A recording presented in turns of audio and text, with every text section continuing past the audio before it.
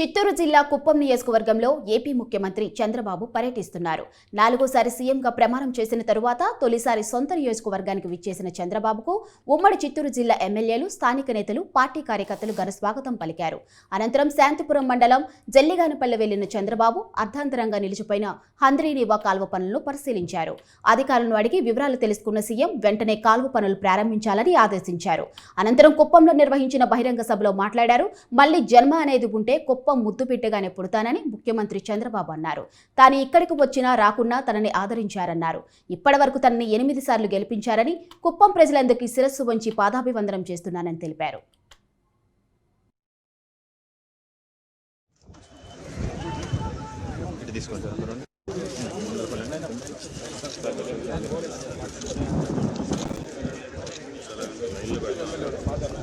లైన్లో నిలబడండి అన్న, లైన్లో నిలబడండి అన్న.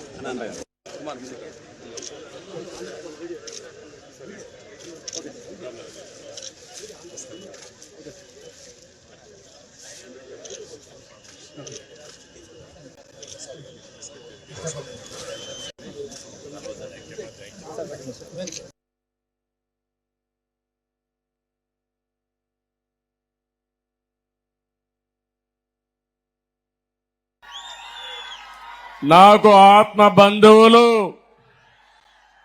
నా కుటుంబ సభ్యులు, ఎప్పుడు కుప్పంలో ఉండే ప్రజానీకమైతే ఎన్నిసార్లు గెలిపించినా ఇంకా ఎక్కువ మెజార్టీతోనే గెలిపిస్తున్నారు. అలాంటి మీ అందరికీ పేరు పేరున మనస్ఫూర్తిగా నా అభినందనలు, మనస్ఫూర్తిగా ధన్యవాదాలు. కుప్పంలో ఉండే ప్రజలందరికీ శిరస్సు వంచి పాదాభివందనం చేస్తున్నాను. ఈ రోజు ఇక్కడికి నేను వచ్చాను.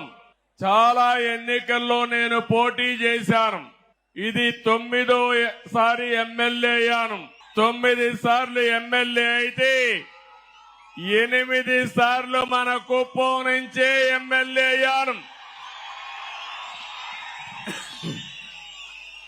తిరుగులేని మెజార్టీతో గెలిపించారు మీరు. నా మీద ఒక విశ్వాసం పెట్టుకున్నారు.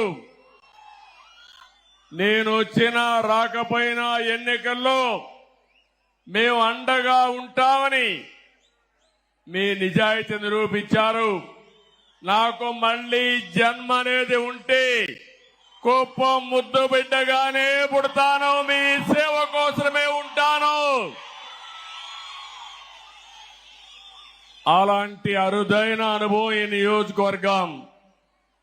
ఈసారి ఎన్నికలు జరిగాయి. 164 మంది ఎమ్మెల్యేలు గెలిపించారు. వైఎస్ఆర్ కాంగ్రెస్ పార్టీని చిత్తుగా ఓడించారు. 11 సీట్లే గెలిచారు. అంటే ప్రజాస్వామ్యంలో ఎవరైనా సరే విర్రవీగితే ఇదే గతి పడుతుందని ప్రజలు నిరూపించారని చెప్పి మీ అందరికీ